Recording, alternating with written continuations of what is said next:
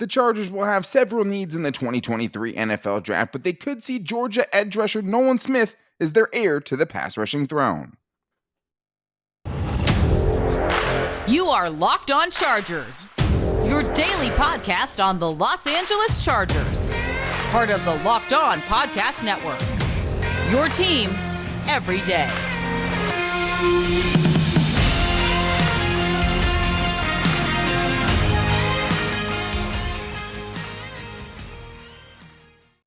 What is up, and welcome into the Locked On Chargers podcast. I'm your host, Daniel Wade, joined as always by my co-host, David Drogemeyer. We've been covering the Chargers together for 7 seasons now, but this is our 5th season as a host of the Locked On Chargers podcast, bringing you your team every day. Thank you guys for making us your first listen today, and to make sure you never miss the show, go subscribe to the Locked On Chargers YouTube channel, and also follow the show for free on all platforms wherever you get your podcast from.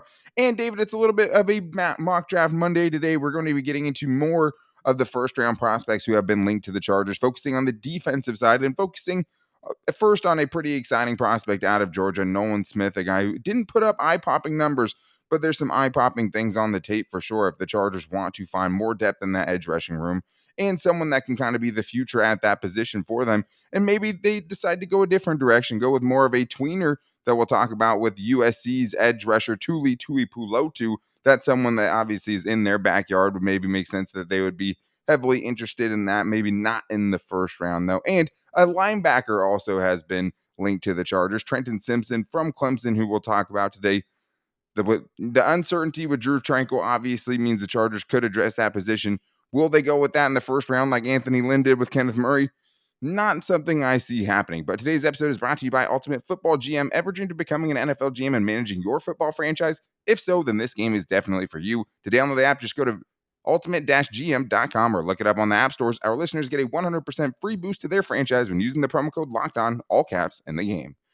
David, let's start off another prospect here. Last week, we got into a couple of receivers. We are a couple of tight ends and a receiver, and we'll continue that. Maybe next week we'll go, Bijan Robinson, Zay Flowers, some of those other exciting options potentially at 21. But this week we're looking at defense, and it is a deep edge rushing class according to the experts. And there's one that should be available to the Chargers at 21. Somebody I think where the range of where he could go could be a little bit different, but it makes sense why the Chargers would be trying to attack this for a few reasons. You need help right now and in the future at edge rusher, right? Last year, it wasn't good enough, 30th in the league in pass rush win rate from your edge rushers and just your pass rush in general. And also the uncertainty with the health of Bosa, the health of Khalil Mack, those guys, staying healthy for a whole nother season. I understand why this connection's being made. Definitely. It makes a lot of sense, especially if you watched the Chargers last year when Khalil Mack was the main attraction as the pass rusher. You didn't have Joey Bosa out there because he got hurt early in the year and missed the majority of the season. And unfortunately, we've seen that. We've seen that a couple of times to where one of the premier pass rushers, whether that be Joey, whether that be Khalil Mack, either be there by themselves and not have their running mate with them. And so that makes it very important for the Chargers to have a contingency plan, and they need to bring somebody in to groom to be that next pass rusher of the future for the Bolts.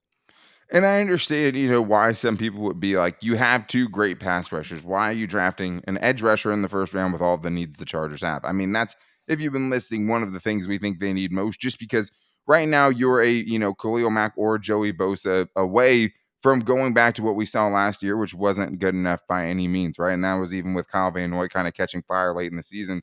He's not back with the Chargers right now. His uncertainty, or his future with the team, is obviously uncertain at this point. Probably won't be able to bring him back. You need somebody now, and you need somebody who can stick around for a while and learn and get better and grow to potentially be that guy on the outside for you. And he has some traits that you would think could do it. First of all, the size was something that put me off almost immediately. 235 pounds, even at 6'4", 6'5". That's something that scares you as an edge defender. But there was a lot of things, David, that I was still surprised he was able to do. I mean, as a run blocker, he continued to impress me because that's the first thing you think about, right? And I think the biggest thing there was being able to use, being able to use his length to lock out offensive linemen and keep guys off of him, and also being able to use his athleticism to get around guys or even dip inside of them and be able to continuously kind of be in the backfield and causing terror. Yeah, for that size, for being 235, 240, he has some tenacious strength, and he has a great attitude too when he is defending the run. I love what he does to pullers when they're coming across. He stuns them, like which is crazy because you got 320 pound guards coming at you full steam, and they're getting knocked off their spot by a guy who's 240 pounds. He plays with excellent leverage, which really allows him to kind of use that weight appropriately. Also, he's a very smart player. He does not get fooled by the RPO. He stays home, has a good base. He's a good, strong wrap-up tackler. There's a lot of things to like when you put on the tape and watch Nolan Smith. Yeah, there was. I mean, I really liked his game a lot. I mean, I think there are some concerns that we'll get into, but I think you could get more speed on the edge if you're the Chargers, right? That's not really Bosa's thing. It's not really Yeah. Khalil Mack's thing. So, I mean, Right. having some extra juice, and I think this is a dude who, even if those guys stay healthy, is going to get a fair amount of snaps, and I mean, gives you more flexibility to be able to move those other guys inside if you want to, which we've seen them get wins there too, while also being really, really good at keeping contain. I mean, even when he was getting moved, he almost always found a way to get the running back to cut inside and go back to where his help was, right? And he was able to really kind of force and hold the point of attack when they did try to run at him. I mean, I think as far as zone runs at him, I think he's going to be able to really hold his own there, especially if he's getting guys on the move. Deceptive And if you strength. try to go power at him, I mean, there were times, obviously, at that size, you're going to get moved out of the way a little bit. Sure. But for the most part, it wasn't a big issue when I was watching, which is crazy, especially with his tackle radius, the ability on read options to take the quarterback and, still be able to make a play on the quarterback if he keeps it, or the running back if the running back ends up taking it and chasing run plays down from behind. The biggest thing, though, David, and I think one of the biggest knocks is just the lack of production. I mean, 4 seasons at Georgia, he only has 12 and a half career sacks, and you're talking about an edge rusher. I mean, you want your edge rusher to be able to get after the quarterback and be able to get sacks, but that's not something we saw, I mean, super consistently at Georgia, obviously competing with a ton of other really talented guys. Yeah, stacked defensive roster there, Daniel. I mean, that's an NFL factory, just one of those teams like Alabama that's pumping out NFL players year after year after year. So the chances of you sitting behind someone that's going to go to the NFL that, next season at Georgia is really, really strong. So yeah, that's one of the detractors for sure, is you don't see those gaudy sack numbers that you expect to see from somebody who's getting some first round buzz generated about them. The other thing that is unfortunately concerning is the injury situation. He tore his pectoral muscle, and he was out for the remainder of the season. The 2022 college season. So obviously, when you have somebody with an injury in the Chargers injury situation, the way it's been, that is a red flag, something you have to account for and pay attention to. Yeah, I mean, I think the only other thing, just play-wise, I mean, he's not going to be a guy that consistently wins with power. That's just not what his game is, and just kind of rock offensive linemen out of their stance and be able to just kind of stun them in a pass rushing situation where he's going to drive dudes into the quarterback. But the biggest red flag is obviously the injury. If you're the Chargers, can you take a guy, who pretty much played in every other game besides that, didn't have a ton of injury concerns at Georgia, but like, you have a guy who's going to be recovering from a torn pec. It's kind of, we don't really know at this point what the recovery is going to be for it. I'm not sure, I don't think it's something that would keep him from starting the season for the Chargers, but will he miss some of the offseason program? Will he be affected by that as far as being able to come in and contribute early on? Luckily, you do have Joey Bosa and Khalil Mack. This guy is going to be someone, hey, maybe he does add a little bit of weight. Maybe this is something where he can groom into a even better version than the version that we've seen at Georgia. And I think that's kind of the nice thing about him, is being able to kind of see the upside there as well. Because I think as far as, his pass rush moves and things like that, and his hands can definitely use a little bit of work. He's getting by mostly with his athleticism at this point and being able to dip under people, but obviously has like crazy long strides as well. And as far as his legs, and can go from like, outside of the tackle to the A gap in like half a second. So there's a lot to like here. I understand if the Chargers went this direction at 21. 21 might be a little rich. I think a lot of mock drafts have maybe going a little bit later than that, but I understand it. I get why they would want to do it. I get the upside here. And even with a position that you have those two guys, I would understand if the Chargers want to address edge, right? But there should be some good options even in the second round. And the next guy we're talking about, depending on who you ask, could be a second round or a first round pick. He's an exciting prospect, and he comes with a fair bit of recklessness, but it led him to get 13 and a half sacks in the 2022 season. So it definitely didn't slow him down. A guy from USC, Tuli Tuipulato from USC, we're going to get into, and why the Chargers would make sense for him or want to take him, and if he maybe could garnish the 21st overall pick. But first, I do need to tell you guys about that this episode is brought to you by Ultimate Football GM. You've heard me talk about this mobile game, and I can't tell you guys how much fun I've had competing against the fellow Locked On NFL hosts. Congratulations to Chris Carter of Locked On Steelers for bringing it home in 2022. But there's more games to be played, and I definitely plan on revenge in 2023. But now it's your guys' turn to compete. More on that later. But if you've ever dreamed of becoming an NFL GM and managing your football franchise, well, your dream can come true with this game because you'll manage every strategic aspect of your team, play through seasons, and lead your team to glory while trying to build a dynasty. With Ultimate Football GM, you're responsible for controlling the destiny of your franchise by hiring the right coaches and coordinators, trading players, and navigating your franchise through free agency, the draft, and all the ups and downs of a season. It's also a great thing to play with your friends, and you guys can play with Locked On as well because we have created a Locked On league where you guys can compete against all of the Locked On hosts and when you choose Locked On in the league app when you join. So all you guys have to do is go to ultimate-gm.com, and Locked On Chargers listeners will get a 100% free boost to their franchise when they use the promo code Locked On, all caps in the game. That's promo code Locked On in all caps, so make sure to check it out today. To download the game, just visit ultimate-gm.com or look it up on the app stores. That's ultimate-gm.com. Ultimate Football GM. Start your dynasty today. Let's get into another prospect here, David, that could make some sense for the Chargers, and at least in one mock draft went to the Chargers. I think it was Mel Kiper who had him to the Chargers. This is a pretty polarizing prospect, and it's a guy from USC, someone the Chargers are probably very familiar with, right? And Tuli Tuipulato, an edge rusher, kind of a tweener. Half the places you look, he's listed as a defensive tackle. Half the places you look, he's listed as an edge. And I think some of the same reasons apply as to why the Chargers need to draft a guy like this, which is, uncertainty regarding the depth at edge rusher. In this case, you'd be getting a bigger guy for the edge, right? Maybe that's something you want to find because the opposite of him as far as backups go is Chris Rumph, who's obviously a slider frame guy. I do see some of the reasons why, the Chargers, depending on where they are in the draft, could be interested in someone like this. Yeah, I think it's important that you say that depending on where they are and what round they are looking at Tuli here. He does bring some good things to the table, Daniel. I mean, he plays with a really good motor, plays with good effort. I feel like he does have a quality bull rush when he uses his leverage appropriately. He also has some experience playing in coverage too, which is, I mean, playing in the flats, and really easy, simple routes to cover. But that's part of the tool bag, especially concerning the Chargers defense. We've seen the edge rushers go out and cover some of those easy routes in the flats as well. So having that in his bag, having some experience doing that, that's a positive thing for the Chargers and their defense. Yeah, and just as far as his size, 6'4", 280 to 290 pounds, depending on where you look. Shorter arms, I think, for an edge rusher, at least as far as the prototypical arm length there. And, we've seen guys overcome that before, so it's not Rashawn Slater being one of them. It's not necessarily a death blow for any prospect to not have the longest arms.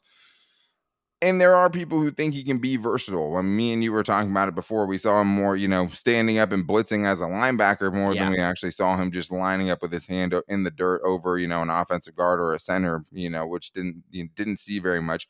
Play strength is good, but I don't know if you can translate him there. He kind of has a Morgan Fox type of body a little bit as far as his build goes, kind of an undersized defensive tackle a little bit.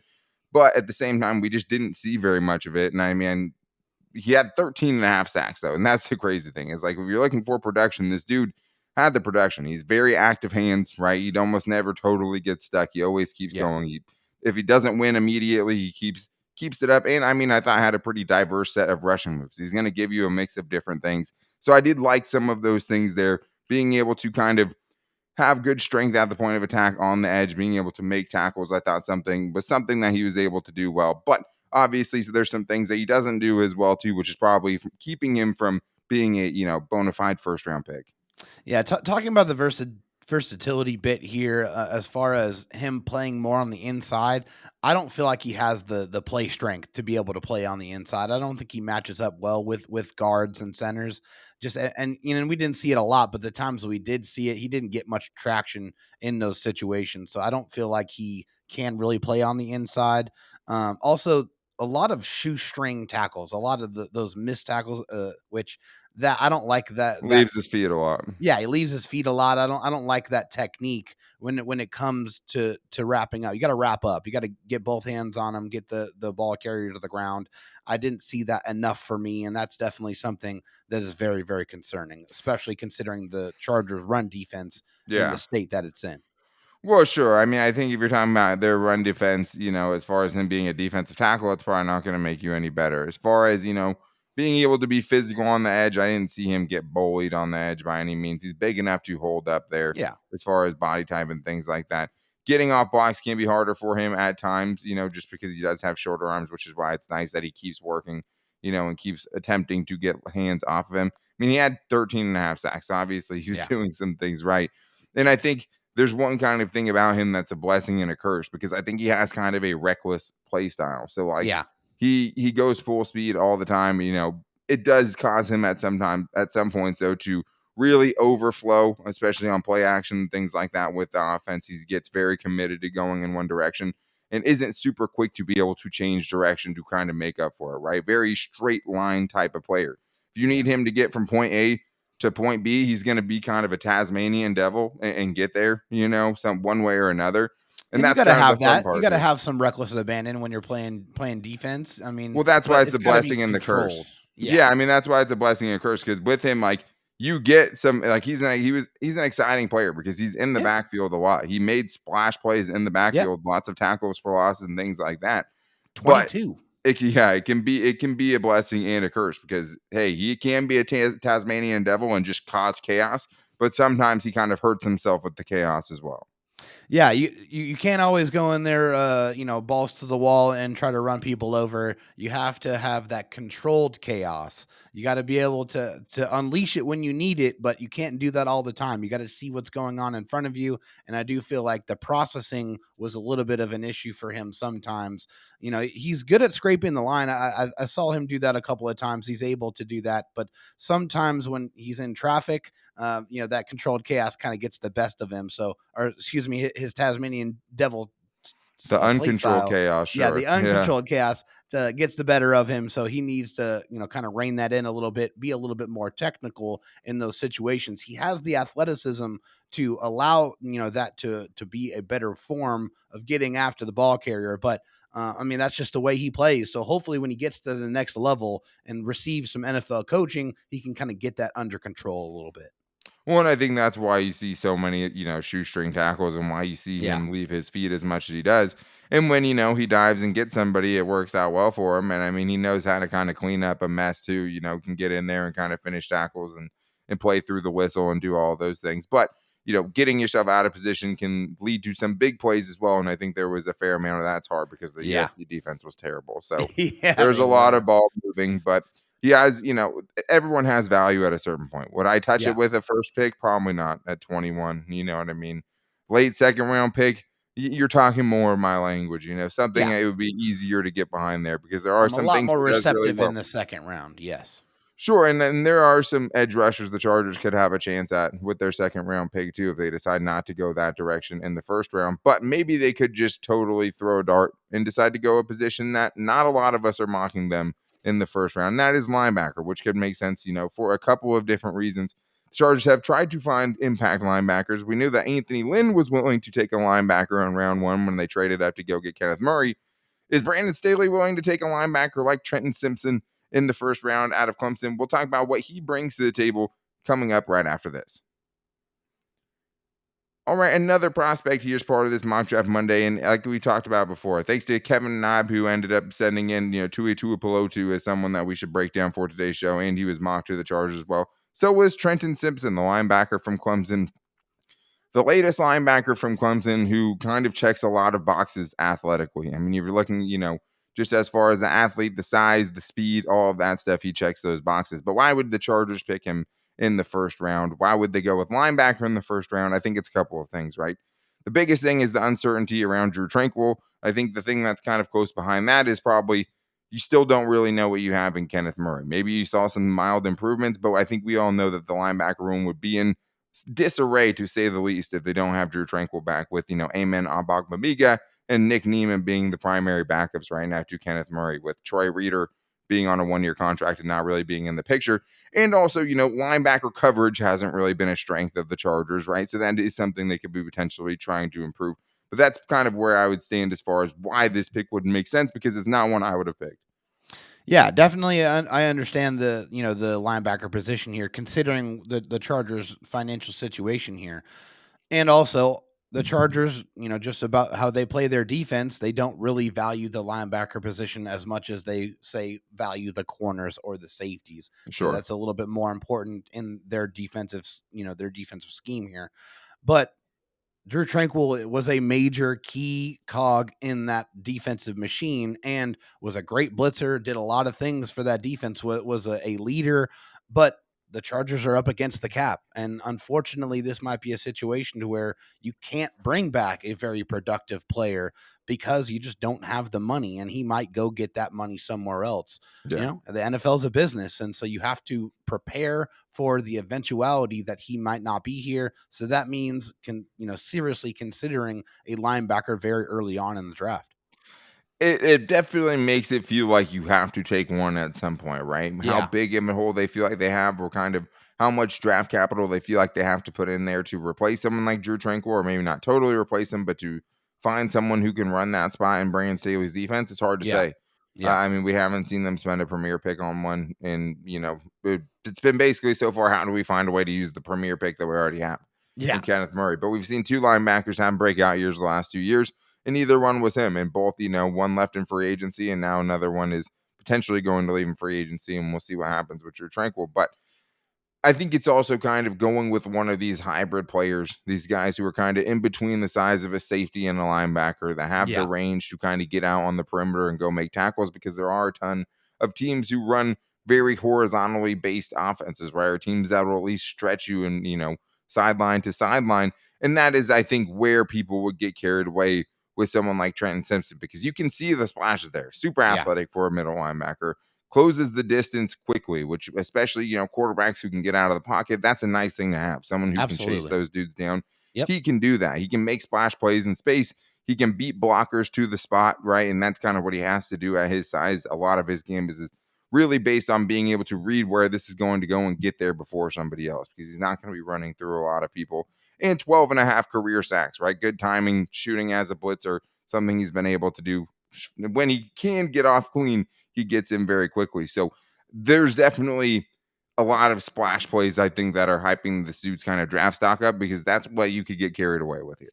Yeah, definitely. The first thing you notice is the speed. He's got sideline to sideline ability. He can definitely run. There's no question about that. Felt like he had solid coverage skills. He has some instincts out there. He can stay with players. If he is kept clean, like you said, he can make some tackles for sure. I mean, that's definitely the positive sides of Trenton Simpson.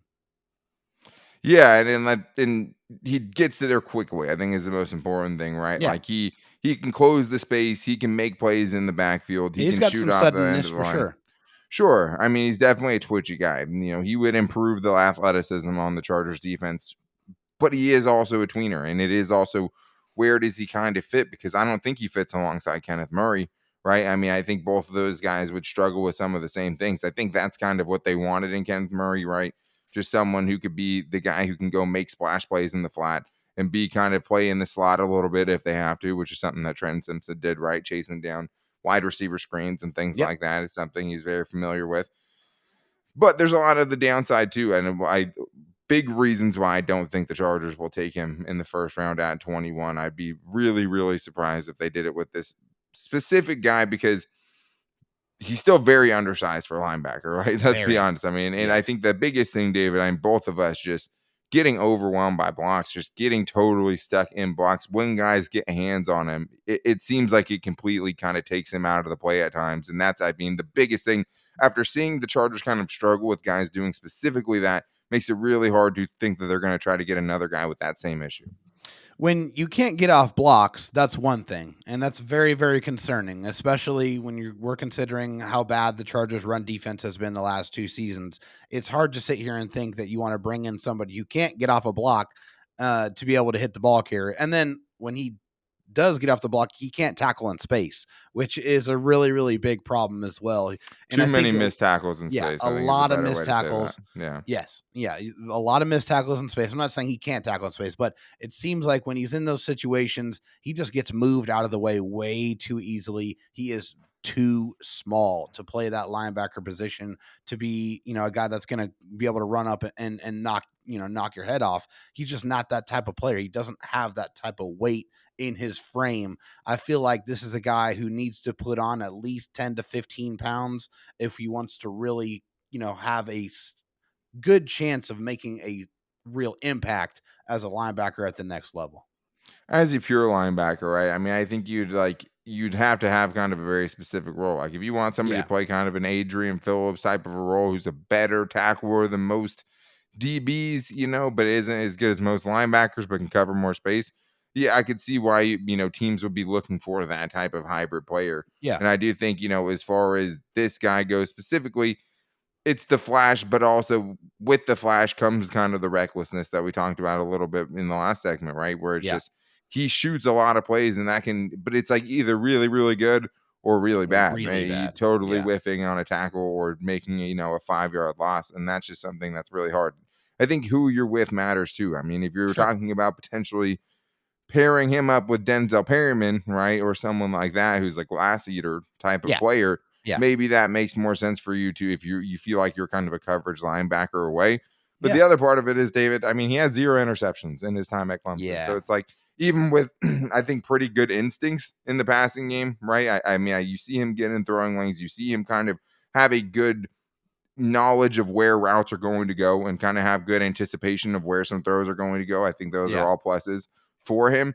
But at the same time, like, there's not a lot of ball production where it's like you feel like this dude's going to, have that kind of, Fred Warner type of coverage ability or like a Dre Greenlaw to where they're making consistent plays in the passing game. Yeah, I mean, you can't sit here and say Trenton Simpson brings the coverage ability. That's something he can, really put his, hang his hat on and say, "Hey, I'm a great coverage linebacker." He can't sit here and say, "Hey, I'm a great, a great run stopper as a linebacker." So Right. his calling card is really his athleticism and his speed, and the Yeah. way that the Chargers defense is set up right now and it's constructed. He's not really someone that I feel like if you bring into the fold is going to make your defense better. More athletic? Yeah, definitely make it more athletic. Better? I don't see it. Yeah. And like I said, everyone has kind of a value, right? I wouldn't touch it with the 21st overall pick because I just don't. I think you need instant contributors. And if this is someone that's going to turn into a well rounded kind of linebacker in time, that's something that's going to take time. Yes. And I just don't think the Chargers have the luxury of being able to deal with the growing pains at that position right there to Yeah. wait for him to get there, especially with their first round pick, especially being hamstrung by the salary cap and really, really needing to hit home runs, especially with these early picks and get Immediately. guys who can contribute right now in Yeah. 2023. And they just, Yep. and like it's kind of like also learn from your mistakes a little bit with JT Woods, right? And JT Yeah. Woods, we'll talk about more, and there's Yeah. more Jury's of that still out. story, to be written. Right. But at the same time, I think they got carried away with the traits. Like I think Trenton Simpson's a guy that's going to really light up a combine. And I Yes. think the size speed stuff is going to blow some people away. But the Chargers also don't have the type of luxury of being able to get guys who miss tackles sometimes to afford them the big plays. They gave up way too many big plays already. They had way too That's many right. missed tackles on the perimeter.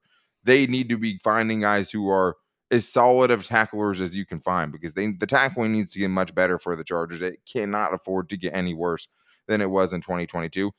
And it was pretty bad. But what if some of those guys get better for the Chargers? I mean, then these needs seem like they're a lot less, right? If JT Woods can come back and know how to tackle in 2023, right? If Isaiah Spiller can actually step up and have a role for the Chargers and be that kind of guy to help take some of that load from Austin Eckler, those are things that could really change the complexion of the Chargers offseason. And that's something I want to talk about tomorrow is just some guys who, if they are able to make a leap from year 1 to year 2 or whatever their situation is in this 2023 offseason, the Chargers could be feeling much better about those position groups. So we're going to get into some of those guys who could totally kind of change the story for the Chargers going into 2023 tomorrow. But to make sure you don't miss it, go subscribe to the Locked On Chargers YouTube channel and also follow the show for free on all platforms wherever you get your podcast from. We will be getting into some fan questions this week at some point as well. If you guys want to get in on that, you can hit us up on our social media, and we also post the show every day to all of our social media. You can find me on Twitter at Dan Talk Sports and David Drogemeyer on Twitter at DroTalkSD. You can also find the show's page at Locked On LAC, where I'm sure we'll put a questions post out.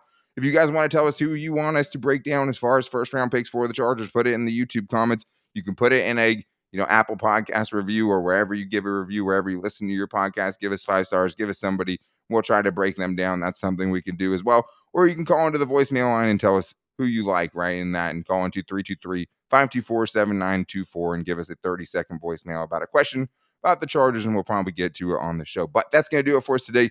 Tomorrow, make sure you're back here for the guys that could make a leap in 2023 and really change how we look at those position groups. But until then, take it easy and go Bolts.